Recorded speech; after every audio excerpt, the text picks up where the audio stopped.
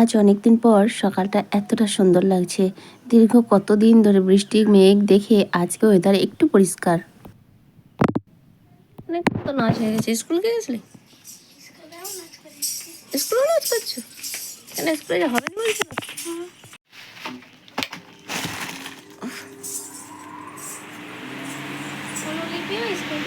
হুম। দিনটা ছিল 15ই আগস্ট। সকালবেলা বাসি কাজ তাড়াতাড়ি করে কমপ্লিট করে মেয়েকে রেডি করে ওর বাবাকে দিয়ে পাঠিয়ে দিয়েছিলাম এখানে নাচ শেখে ক্লাবে। ওখানে পতাকা ওখানে অনুষ্ঠান ছিল, ওখান থেকে হয়ে আবার স্কুলে গিয়েছিল। তো সবেমাত্র আসলো আর আমি তার মধ্যে বাকি যা কাজপত্র ছিল সব কমপ্লিট করে স্নান করে নিয়েছি। আর ওরা আসার পর তারপর চা করে নিচ্ছি। হ্যালো বন্ধুরা, সুপ্রভাত। কেমন আছো তোমরা? আশা করছি সবাই খুব ভালো আছো, আমরাও মোটামুটি ভালো আছি। আমি আলপনা আমার নতুন আরও একটি ব্লগে তোমাদের সবাইকে জানাই অনেক স্বাগত আর অনেক ভালোবাসা। আর আজকের দিনটা তো ছিল শনিবার, 15ই আগস্ট। আর দিনটা আমাদের কাছে সত্যিই ভীষণ ভীষণ আনন্দের এবং তার সঙ্গে একটু কষ্টেরও।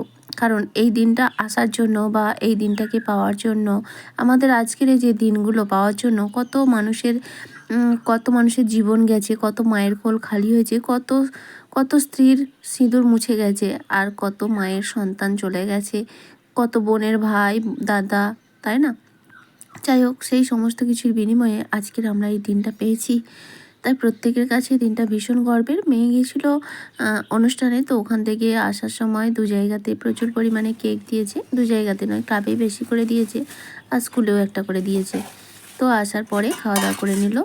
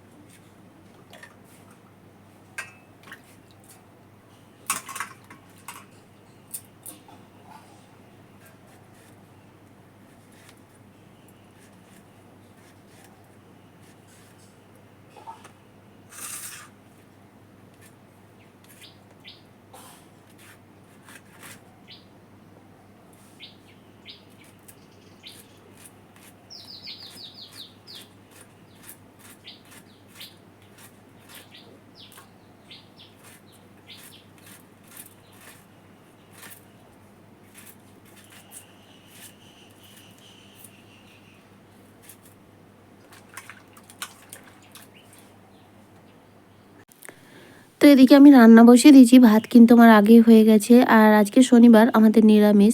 তো মুগ ডাল একটু ভেজে প্রেসার কুকারে সেদ্ধ করে রেখেছি। আর এখন উচ্ছে আলুটা ভেজে নিলাম, ডালটা ফোড়ন দেবো, আর ওদিকে ভেন্ডি আলুর পোস্ত বানাবো।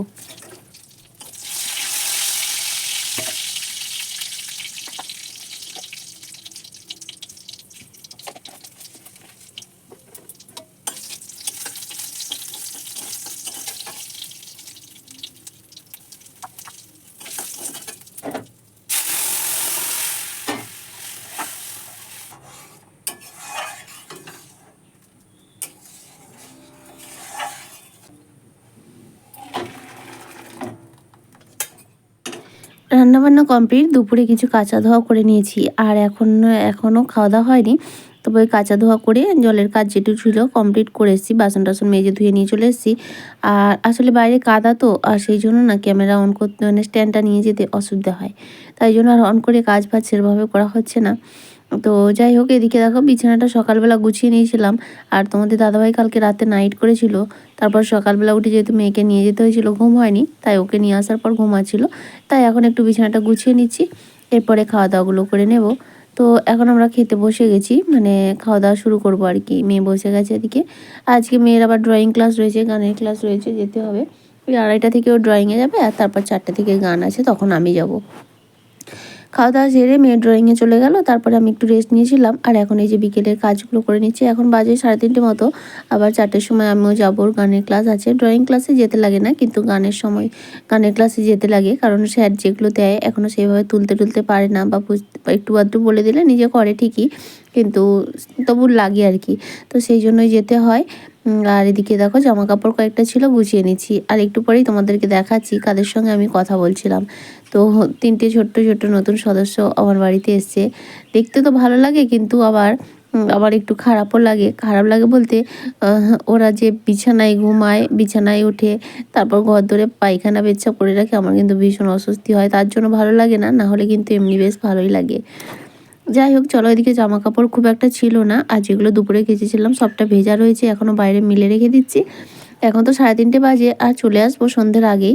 তো জামা কাপড়গুলো মেলাই থাকবে, নাহলে তোমাদের দাদাভাই যেহেতু বাড়িতে আছে, মানে ও আমাকে দিতে যাবে ঠিকই, মানে মেয়েকে নিয়ে গেছে, আবার আমাকে আনতে আসবে বাড়িতে, মানে কাছাকাছি তো। ও যদি বৃষ্টি আসে ও এসে কিন্তু তুলে নেবে, সেই জন্য জামা কাপড়গুলো মেলে রেখে দিয়ে যাচ্ছি। আরও বাড়িতে না থাকলে আমাকে সব গুছিয়েই যেতে হতো। আর কালকে যে নাচের জন্য মেয়ের ড্রেস বের করেছিলাম, আর আমার শাড়িটা বের করেছিলাম, কাজে তো লাগলো না, কারণ আমিও যাবো বলে রেডি, মানে বের করেছিলাম, কিন্তু সকালে কাজের চাপের কারণে টাইমে ম্যানেজ করতে পারলাম না, তো সেই জন্য যেতে পারিনি। তো সেই সমস্ত কিছু গুছিয়ে দিচ্ছি, কারণ কাজ ফেলে রাখতে আমি একদম পছন্দ করি না, কাজ গুছিয়ে রাখলে আমার ভালো লাগে। তারপরে বিছানাটা দেখো, সকালবেলা ওই যে অতিথিগুলো এসছে তাদের পেছনে মেয়ে সারাটা সময় ওই নাচের থেকে আসার পর থেকে বাকি সময়টা এখানেই ওদের সঙ্গে উৎপাত করেছে, তার জন্য বিছানাটাও অগোছালো এলোমেলো হয়ে গেছে। কারণ এই ঘরে বিছানা কখনো এলোমেলো হয় না, কারণ এখানে তো কেউ আসি না, থাকি না, মানে কম ব্যবহার হয় সেই জন্য। তবে আজকে ওদের জন্য ওই মেয়ে সারাক্ষণ এখানেই ছিল, তাই জন্য বিছানাটা একটু সুন্দর করে ঝেড়ে পরিষ্কার করে নিচ্ছি। ঘরে কেউ থাকি বা না থাকি, বিছানা যদি একটু টান টান পরিপাটি না থাকে আমার কিন্তু একদম ভালো লাগে না।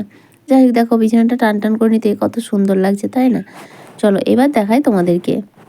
অতিথি এসছে 3খানা, এই দেখো, এই একটা, আর কই রে সব,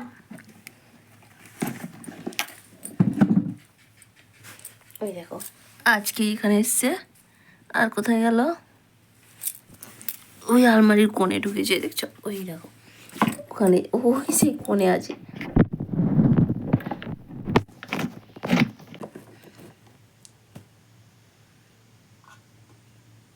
আয় আয় আয় আয়, ওই ভিতরে আছে এখনো দুটো।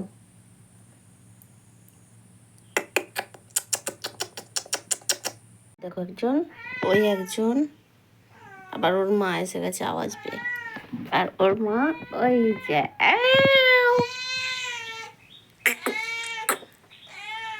আর এই যে আর একটা কোথায় গেল, ঢুকিয়েছে এখানে এই করতেছে গোটা ঘরের মধ্যে। হ্যাঁ,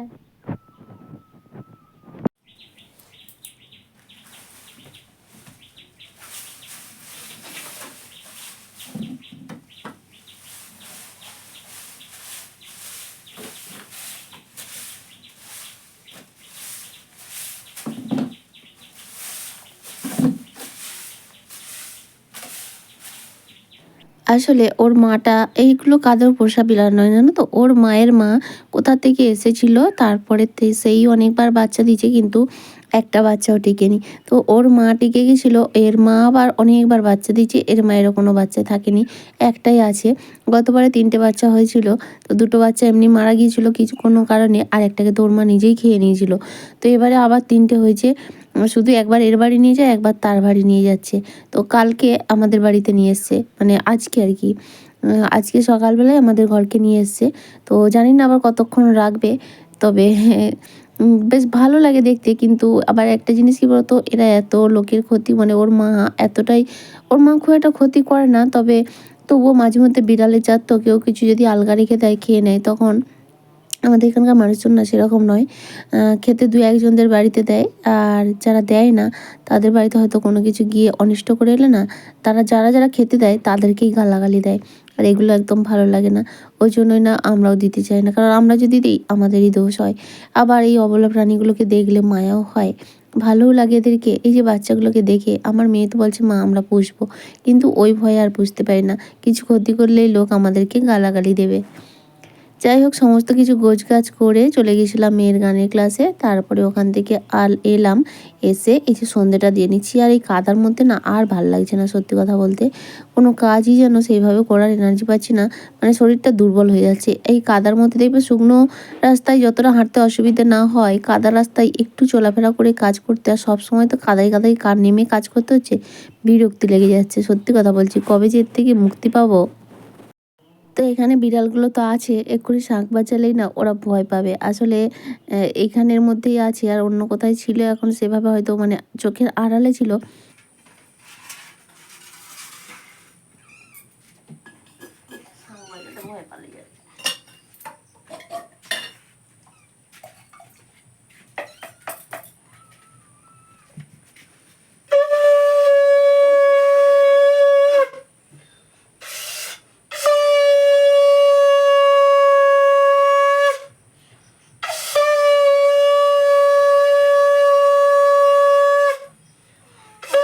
গতকালের ভিডিওতে কমেন্ট করেছে পায়েল লায়েক, সুপর্ণা পাল, প্রশান্ত হালদার, আর কমেন্ট করেছে ঘরে বাইরে উইথ সুদীপ্তা।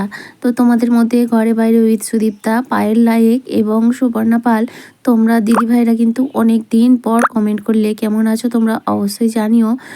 এছাড়াও কমেন্ট করেছে শম্পা সাহা। তো থ্যাংক ইউ সো মাচ দিদিভাই, তোমাদের সবাইকে। এভাবেই তোমরা পাশে থেকো আর এভাবেই সাপোর্ট করো। আর তারপরে দেখো সন্ধে টন্ধে দিয়ে এখন একটু চা মুড়ি খাওয়া দাওয়া করে নিলাম, আর তারপর মেয়েকে পড়াতে বসে গেছি। আর আজকে তো শনিবার, কালকে রবিবার, তাই আর নাচ গান বা কিছুই হবে না, যেহেতু আজকেই গানের ক্লাস করে এসছে। আজকে ওই টুকটাক একটু পড়াবো, কারণ মেয়ের অনেকগুলো এক্সট্রা পরীক্ষা রয়েছে, মেধাবীক্ষণ, ট্যালেন্ট সার্চ, বিজ্ঞান মেধা, এই সমস্ত কিছু, সেই বইগুলোই নিয়ে এখন বসেছি। তো চলো আজকের ভিডিওটা এখানেই শেষ করছি। তারপর রয়েছে রাতের রান্না, আর মেয়ে এখন হাতের লেখাটাও করে নিচ্ছে। আর ভিডিওটা কেমন লাগলো অবশ্যই কমেন্ট করে জানিও, ভালো লাগলে প্লিজ লাইক করে দিও। আর আজকের ভিডিওতে যদি কেউ নতুন বন্ধু থেকে থাকো, চাইলে চ্যানেলটা সাবস্ক্রাইব করে আমার পাশে থাকতে পারো। তাহলে চলো আজকের মতো এটুকুই, টাটা।